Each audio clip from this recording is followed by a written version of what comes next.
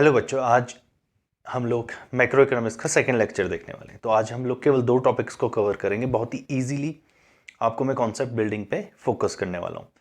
तो आज 2 टॉपिक्स को कवर करेंगे। The first being the circular flow of income in 2 sector economy and the second is factors of production. दोनों ही अगर आप साथ में ही समझेंगे तो बेटर रहेगा, इसलिए मैंने दोनों को ही साथ में आपको समझाया हुआ है। ठीक है, बहुत ही सिंपल सा कॉन्सेप्ट है और बहुत ही इंपॉर्टेंट भी है। और इकोनॉमिक्स के फेज़ में आपने क्लास 11th में थोड़ा बहुत फैक्टर्स ऑफ प्रोडक्शन के बारे में जाना हुआ है।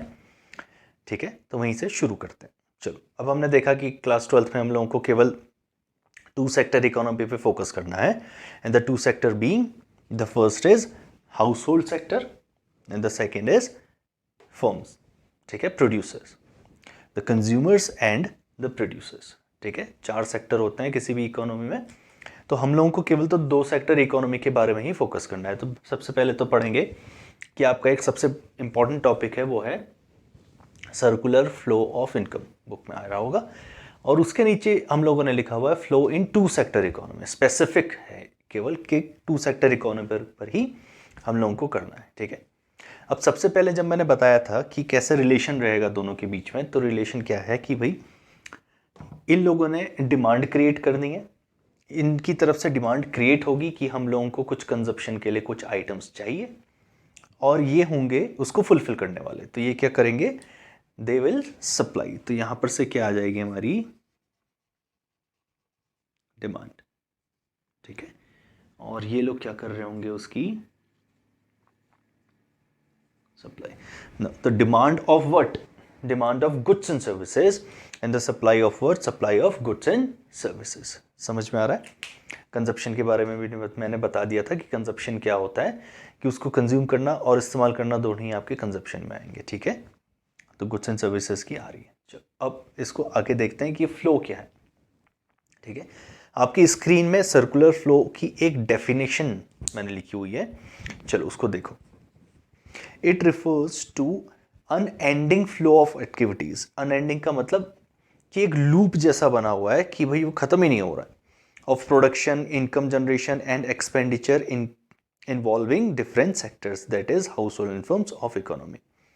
ठीक है, तो वो क्या बोल रहा है कि एक ऐसा फ्लो बना हुआ है, एक ऐसा सर्कुलर बना हुआ है जो अनएंडिंग है, वो खत्म नहीं हो रहा है।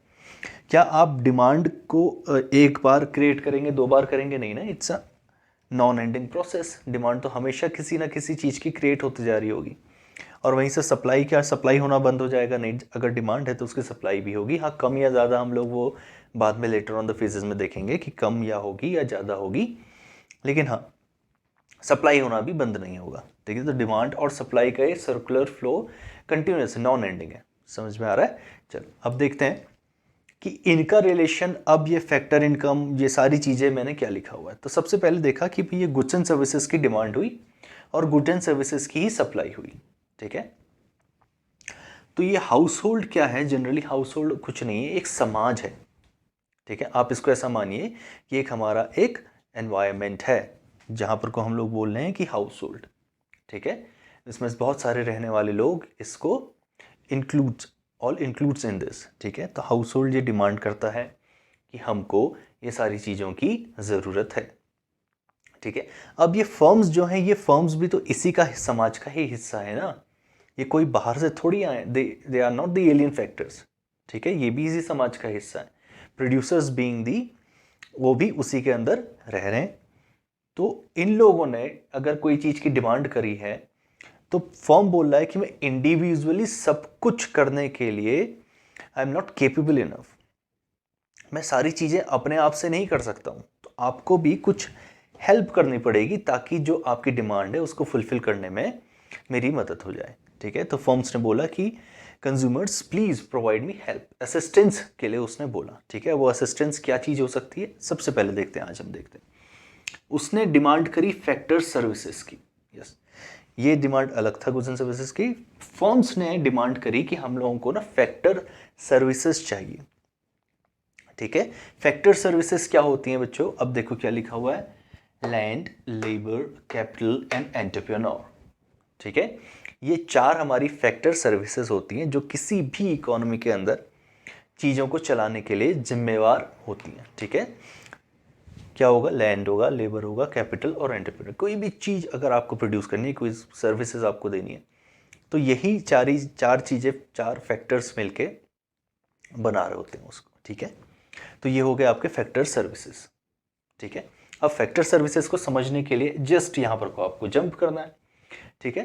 क्या क्या जंप करना है, वो ये है कि भैया फैक्टर ऑफ प्रोडक्शन होता क्या है। फैक्टर सर्विसेज मतलब फैक्टर ऑफ, जो भी सर्विसेज हम लोगों को प्रोडक्शन में हेल्प कर रही होंगी उसको क्या बोलेंगे, factors of production. Class 11th में आपने एक टर्म पढ़ा था रिसोर्सेज, और 10th में उससे पहले भी आपने पढ़ा था रिसोर्सेज कितने तरीके के होते हैं, वो ऑल एंड ऑल, ठीक है। तो वही चीज़ें हो रही हैं, जनरली हम लोग डिस्कस कर रहे हैं इसमें। Resources, the factors of production, वो फैक्टर्स जो हमारी प्रोडक्शन एक्टिविटी में हमको हेल्प करने वाले हैं वो क्या होते हैं। और पूरे यूनिवर्स में बच्चों ये केवल 4 हैं। ऐसा नहीं कि आपको लंबी लंबी लिस्ट याद करनी है कि अच्छा ये चीज़ होती है, वो चीज़ होती है, ये चीज़ होती है। हाँ होती है, लेकिन हम सब ने उसको क्या कर दिया, 4 मेजर हेडिंग्स में उसको क्लब कर दिया, ठीक है। 5वां होगा नहीं और 3 से काम चलेगा नहीं, तो इसका मतलब ये 4 होना ही है। अब जो छोटी छोटी चीज़ें हैं ना वो उसके अंदर क्लब्ड होंगी, सब शामिल होंगी उसमें। चलो देखते हैं, सबसे पहले क्या लिखा हुआ है, लैंड। अब ये जमीन सिर्फ जमीन नहीं है, ये है आपका नेचुरल रिसोर्सेस, ठीक है। नेचुरल रिसोर्सेज, या अब मैं बोलूं कि ऐसे रिसोर्सेज जो ह्यूमन ने नहीं क्रिएट किए हैं, जो नेचर ने हमको दिए हैं, या मैं दूसरा बोलूं द गिफ्ट ऑफ नेचर, या फिर मदर नेचर से जो भी हम लोगों को चीज़ें मिली हैं, मदर नेचर के गिफ्ट्स, ठीक है, इसमें आ जाएंगी बच्चों, ठीक है। तो वो सिर्फ ज़मीन का मतलब, लैंड का मतलब सिर्फ ज़मीन नहीं है, वो सारे के सारे नेचुरल रिसोर्सेज हैं जो हमको प्रोडक्शन में हेल्प करते हैं, ठीक है। इसका नोट्स भी आपको मिल जाएगा स्क्रीन में। द सेकेंड बीइंग लेबर, ठीक है। अब सिर्फ ज़मीन होने से फ़ायदा नहीं है, हम लोगों के पास नेचुरल रिसोर्सेज होने से फ़ायदा नहीं है, उसको हम लोगों को यूज़ करना होना पड़ेगा, ठीक है। और वो यूज़ करने के लिए कौन है, ह्यूमन बींग्स ही उसको ठीक तरीके से यूज़ कर सकते हैं। इसका मतलब उसको ठीक तरीके से इस्तेमाल किया जा सकता है प्रोडक्शन के लिए। तो लेबर बीइंग, सिर्फ लेबर का मतलब सिर्फ लेबर वो लेबर नहीं है जो अब मजदूर बोलते हैं। लेबर वो सारे के सारे ह्यूमन रिसोर्सेज हैं जो इम्प्लाई होते हैं at the activity of production. Production की एक्टिविटी में जो जो ह्यूमन रिसोर्सेज को अप्लाई किया जा रहा है वो सब लेबर के अंदर आ जाएगा। अब वो मजदूर भी होगा, ठीक है, वो मैकेनिक भी होगा, वो इंजीनियर भी होगा, वो सो एंड सो फोर्थ, बहुत सारी चीज़ें वो परफॉर्म करेगा। तो लेबर 2 तरीके के हम लोगों ने मान लिया, एक तो हो गया भाई आपका मेंटल लेबर और एक फिजिकल लेबर, ठीक है।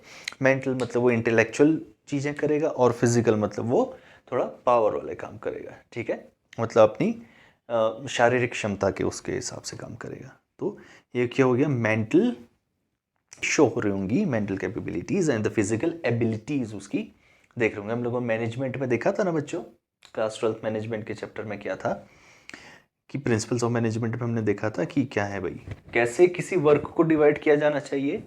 सिंपल है, ह्यूमन की मेंटल कैपेबिलिटीज़ को जांचने के लिए, जांच के, और उसकी फिजिकल एबिलिटीज़ को जांचने के बाद वो जो भी जिसमें अच्छा होगा उसको वो काम दिया जाना चाहिए। यही पढ़ा था हमने। तो लेबर समझ में आ गया आपको। And the third being capital. Now capital, अब वो बहुत सारी चीज़ें हो सकती हैं, मशीन हो सकती है, मैं बोल सकता हूँ कि वो सारे रिसोर्सेज जो ह्यूमन ने क्रिएट किए हैं उसी को आप कैपिटल बोल दीजिए, बहुत सिंपल है, ठीक है। वो सारे रिसोर्सेज जो नेचर ने क्रिएट किए हैं उसको हमने लैंड बोला, सॉरी, वो सारे रिसोर्सेज जो ह्यूमन ने क्रिएट किए हैं उसको हमने कैपिटल बोल दिया। अब प्रोडक्शन में आपको क्या क्या चीज़ें की इक्विपमेंट्स चाहिए होंगी, मशीनरी चाहिए होंगी, टूल्स चाहिए होंगे, एंड सो फोर्थ, तो वो सारी चीज़ें किस में आ जाएंगी बच्चों, कैपिटल में, ठीक है। तो कैपिटल को अगर आप ऐसे सोचें कि अच्छा भाई पैसे से हम लोग और क्या क्या ह्यूमन से के द्वारा क्रिएटेड चीज़ों को खरीद सकते हैं प्रोडक्शन एक्टिविटी को फंक्शनल करने के लिए, तो वो सारी चीज़ें कैपिटल में आ जाएंगी।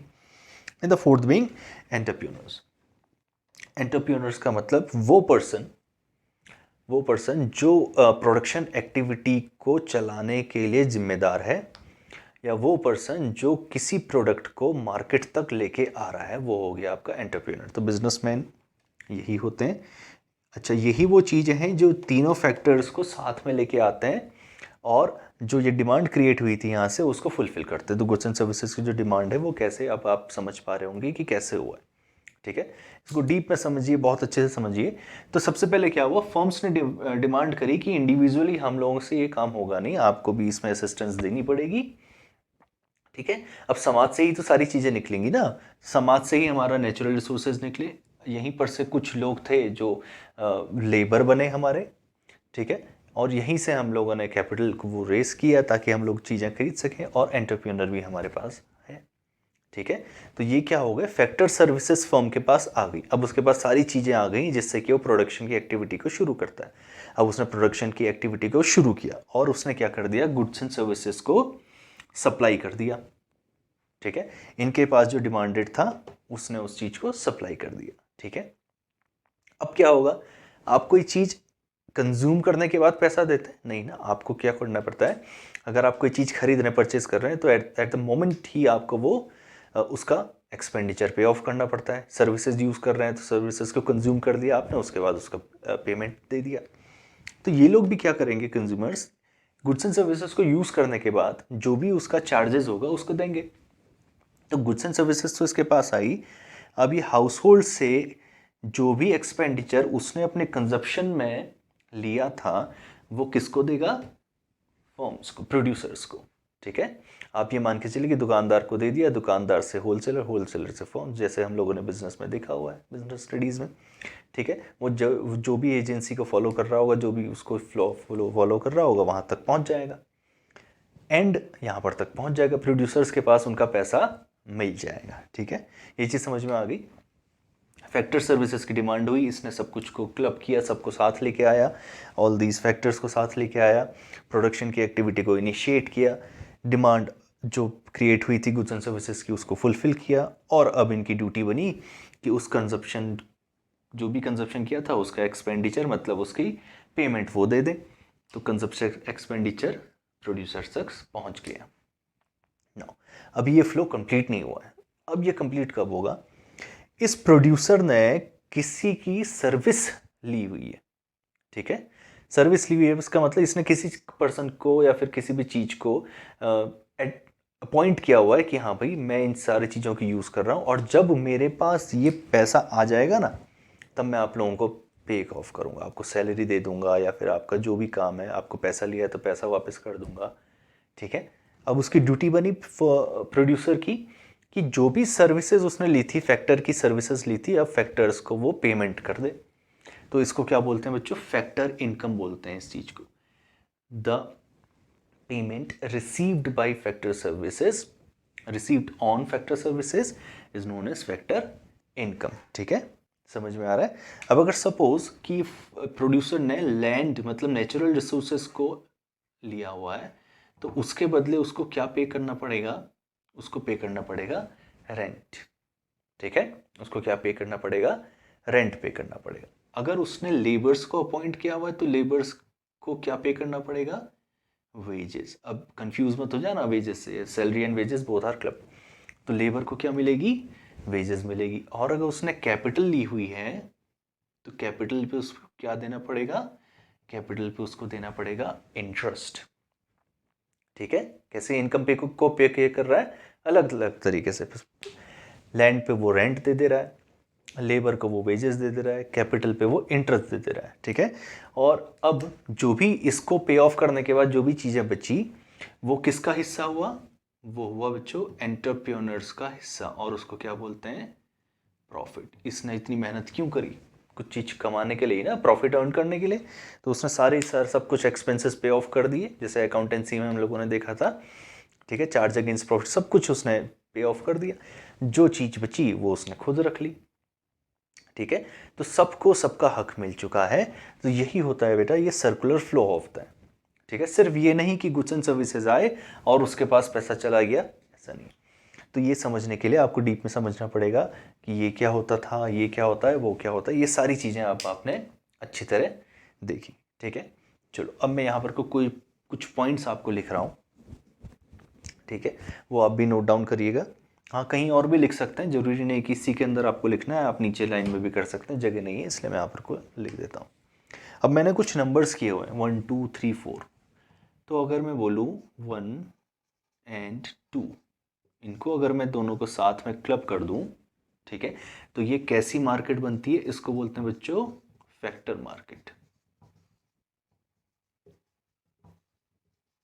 फैक्टर मार्केट कैसी मार्केट बनी, फैक्टर मार्केट्स। इसमें किसका आदान प्रदान हो रहा है, मार्केट मतलब market is a place where some exchange is taking place, ठीक है। मार्केट क्या होता है, एक ऐसा प्लेस होता है जहाँ पर कुछ एक्सचेंज हो रहा होगा, ठीक है। हम लोगों ने जनरली मार्केट को देखा हुआ है कि exchange of goods and services, तो जनरली गुड्स एंड सर्विसेज नहीं, यहाँ पर को फैक्टर मार्केट में क्या होगा कि भाई फैक्टर सर्विसेज ली जाएंगी और फैक्टर सर्विसेज का उनका पेमेंट दिया जाएगा, ठीक है, समझ में आया।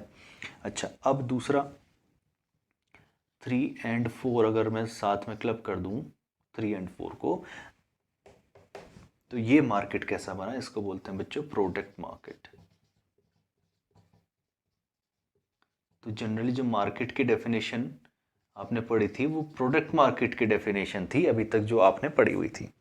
Market is a place where exchange of goods and services took place, लो हो गया, exchange of goods and services took place हो गया, कंज्यूमर ने गुड्स एंड सर्विसेज ली, उसका पेमेंट कर दिया, हो गया प्रोडक्ट मार्केट, इसको बोला जाता है प्रोडक्ट मार्केट, ठीक है, आ रहा है समझ में।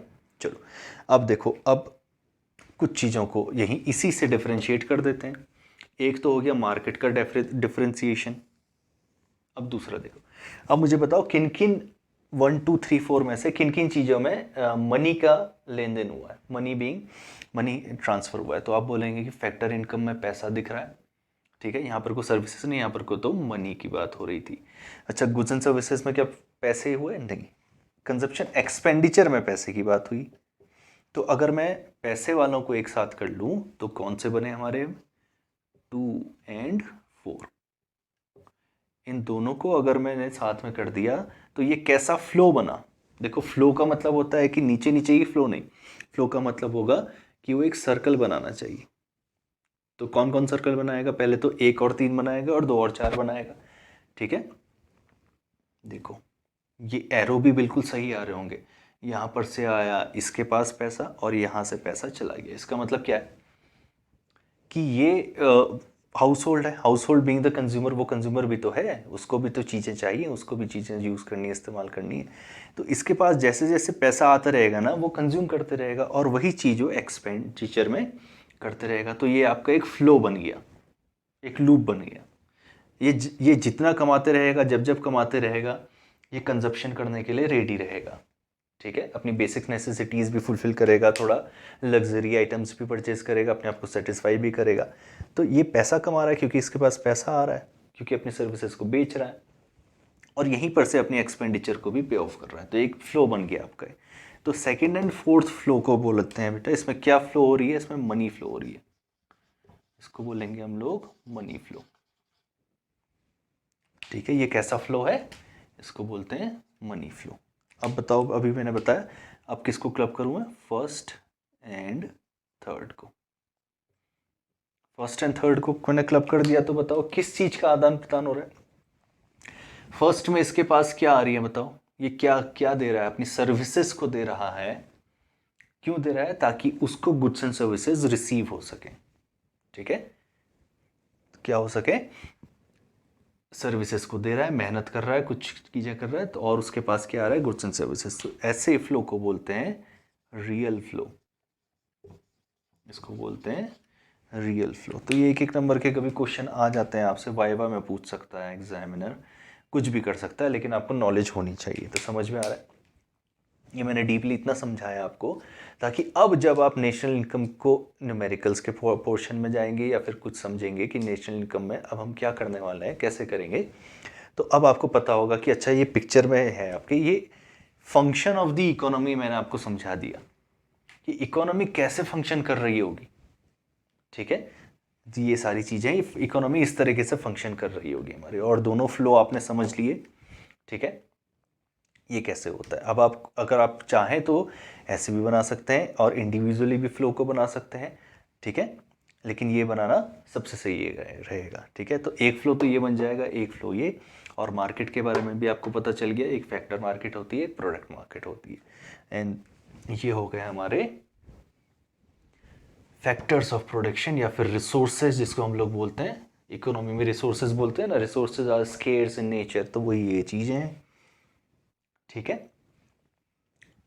ओके बच्चों, ये टॉपिक आपको समझ में आया तो बहुत अच्छी बात है। और नेक्स्ट में हम लोग थोड़ा सा उसमें एक लेवल अप जाएंगे और नेशनल इनकम को अच्छी तरह जानने के लिए फोकस रहेंगे। Until then stay.